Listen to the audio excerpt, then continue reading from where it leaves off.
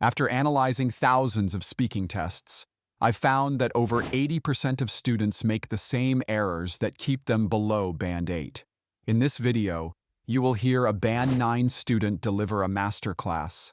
I have guided thousands of students past Band 7, so I know what it takes to climb even higher.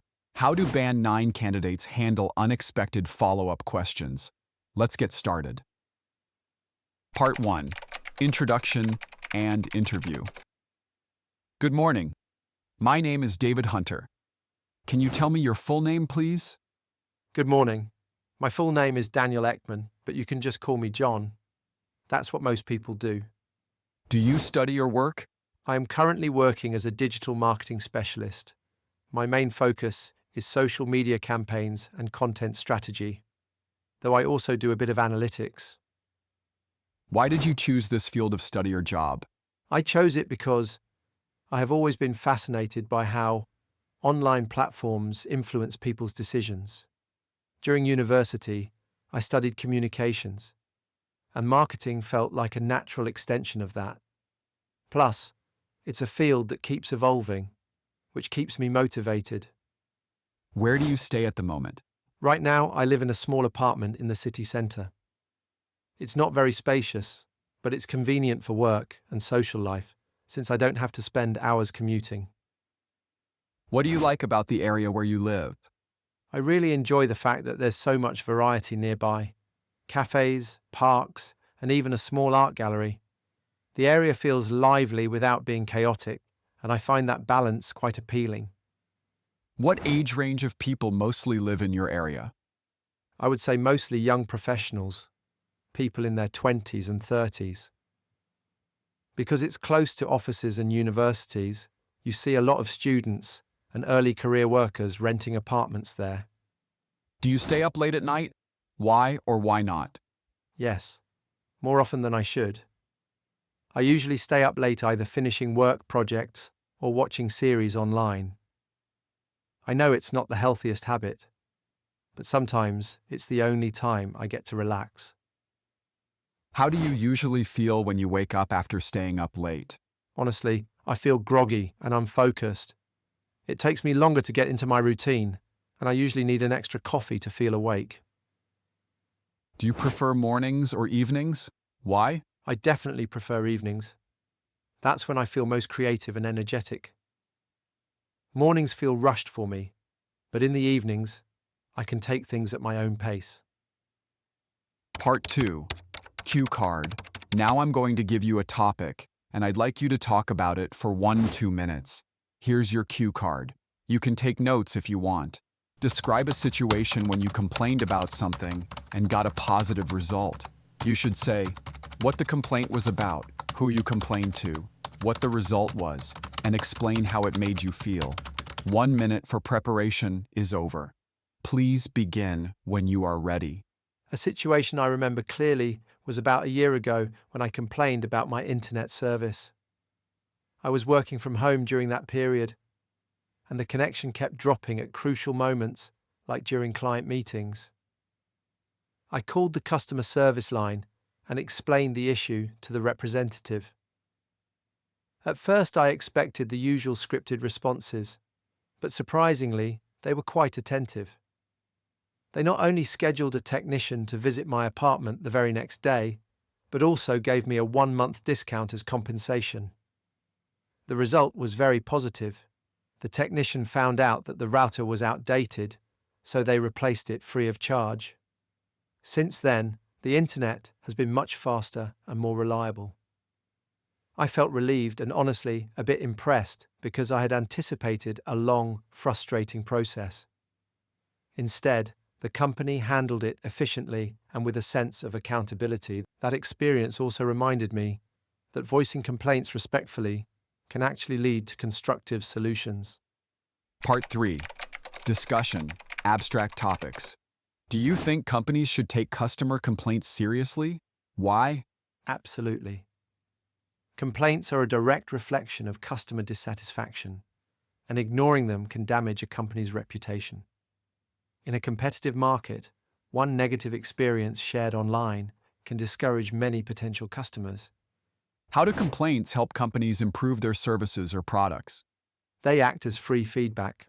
For instance, if multiple people complain about delivery delays, it signals a logistical problem that the company needs to fix. It's almost like a built-in quality check from real users. Why do some customers hesitate to complain even when they are unhappy? I think some people avoid confrontation, or they feel it's a waste of time because they don't expect the company to listen. In some cultures, people also see complaining as impolite or embarrassing. Do you think complaints are more effective when made online or face-to-face? Why? That depends. Online complaints can reach a wider audience and pressure companies to act quickly. However, face-to-face complaints often feel more personal and may lead to a quicker, more tailored response. How has technology changed the way people make complaints? Technology has made it much easier. Instead of writing letters or waiting on hold, people can post reviews, tweet at companies, or use chatbots. The downside is that sometimes complaints online can escalate quickly and turn into public shaming. In your opinion, can complaints always lead to positive changes? Why or why not? Not always. If a company lacks the resources or the willingness to change, complaints might be ignored. But in many cases, especially with competitive industries, customer feedback does push companies to adapt. So, while it's not guaranteed, it's definitely a powerful tool. Carefully listen to the feedback and analysis. Let's start with Part 1 analysis. It is good but not great. Here's how our candidate answers the question about their job. I am currently working as a digital marketing specialist. My main focus is social media campaigns and content strategy, though I also do a bit of analytics. This is solid Band 8.5 work. The content is relevant, the vocabulary is appropriate, and the grammar is correct. But compare this to a Band 9 response. Notice how it's quite straightforward without the layered thinking we saw in our previous Band 9 examples. Now watch what happens when asked about staying up late. Yes, more often than I should. I usually stay up late either finishing work projects or watching series online. I know it's not the healthiest habit, but sometimes it's the only time I get to relax. Here's the first Band 8.5 marker. The phrase, more often than I should, is good, but it's not as advanced as you'd expect from Band 9. A Band 9 candidate might say something like, more frequently than is advisable, or use more varied expressions. And look at this response about morning versus evening preference. I definitely prefer evenings. That's when I feel most creative and energetic. Mornings feel rushed for me, but in the evenings, I can take things at my own pace. The content is fine, but notice the simplicity? It's clear and logical, but lacks the depth and sophistication that characterizes Band 9 responses. Let's move to Part 2. The response is a good story, but it is missing a sparkle. Part 2 shows both the strengths and limitations of Band 8.5. Listen to this complaint story.